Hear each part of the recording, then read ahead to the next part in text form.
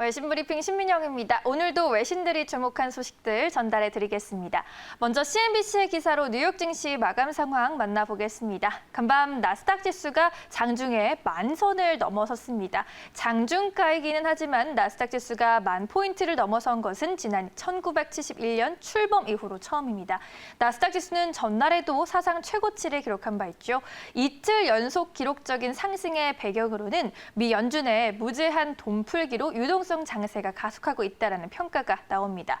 또 무엇보다 비대면 언택트 IT 종목들이 코로나19 사태로 새롭게 부각하면서 자연스럽게 나스닥의 훈풍으로 이어지는 측면도 있습니다.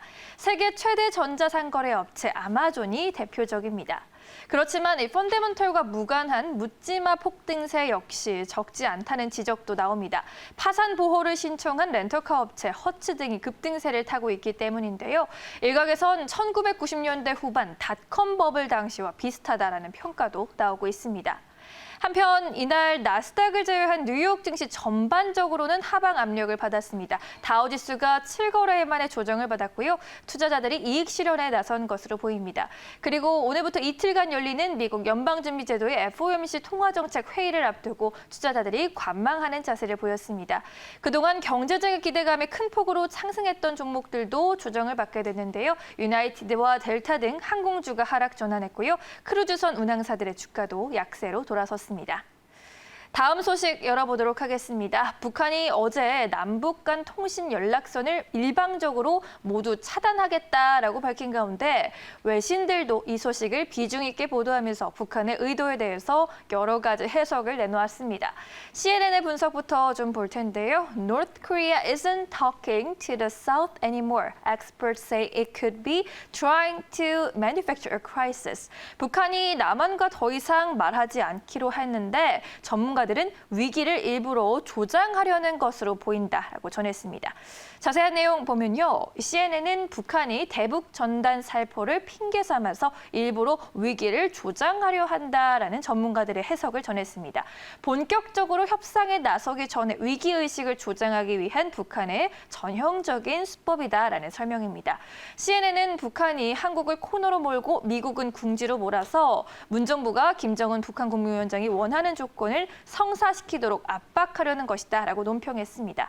하지만 CNN은 현재 한국의 상황을 감안하면 북한의 이러한 전략이 성공할 가능성은 낮다고 진단했습니다. 미국의 워싱턴 포스트도 이 사안에 대해서 논평을 내놨습니다. 오는 15일 남북 공동선언 20주년을 앞두고 북한이 문정부를 압박하고 있는 것으로 보인다고 보도했습니다. 특히 문정부를 상대로 가스라이팅을 하고 있는 것이라고 표현했습니다.